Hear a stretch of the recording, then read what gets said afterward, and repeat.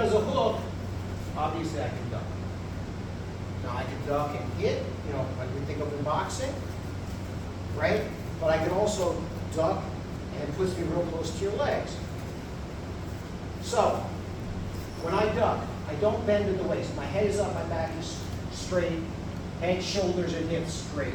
I've heard this before. So, in boxing, sometimes when I do this, I throw the left hook. But what I can do is kind of throw the same motion, but I grab his hip. So now, he's pinched between my shoulder and hand. Grab him. Now, if I try to pick him up from here, he's heavy. So I push. My shoulder goes forward. So then his weight goes back. When his weight goes back, right here, put your weight on that leg. Put your weight on that leg. Right? Put your weight there, right? That's it. Just push through with my shoulder. So, come on this side. So again, this is a very specific situation. We both have our left leg forward. He's throwing that left hook, and I duck. I throw a hook, but I'm throwing it really to grab it.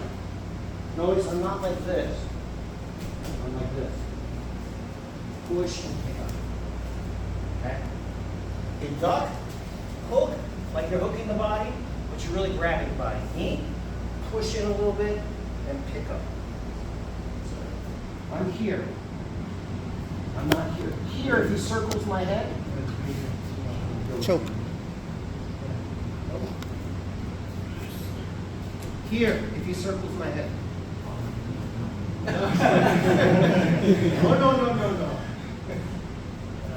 Oh.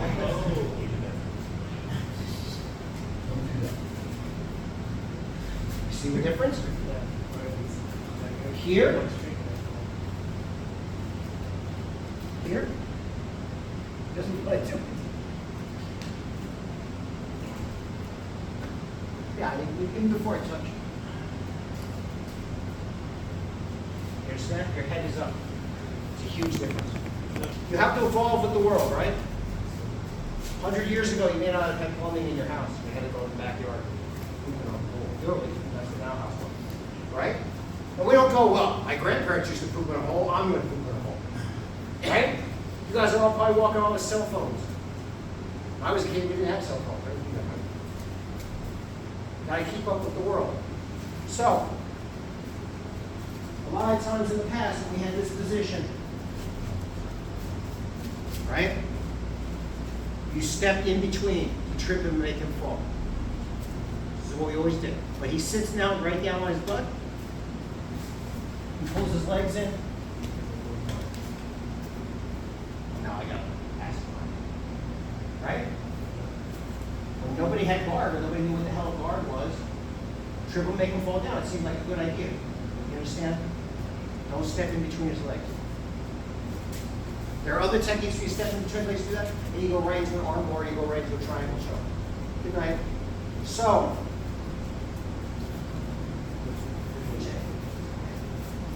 he throws the hook, I duck, my shoulder hits his hip, so I have him here.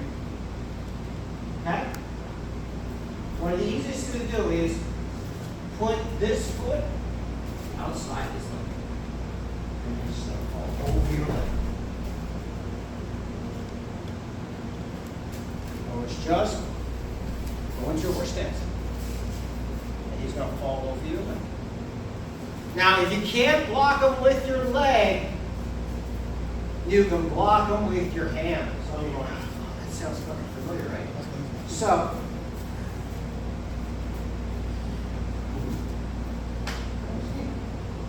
now you can't hop, right?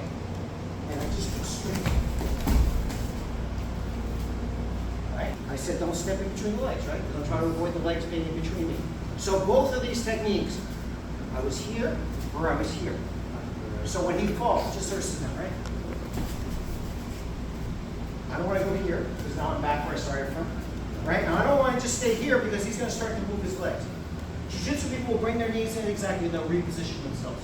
So as soon as we get down, this leg, put your shin to his hip. Now he can't get his legs in between.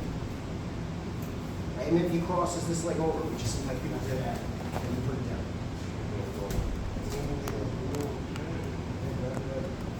Right, kneeling stance. If you get all the way around here, right, you put your knee on him.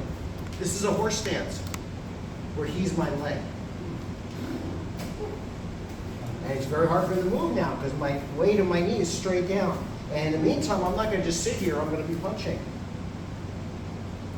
In the old days, you used to think, well, he's on the ground, not standing. I mean, no. But if I go, now he's on the ground and I'm standing. Right? He'll turn toward me because he's not an idiot, but he won't be able to use his legs.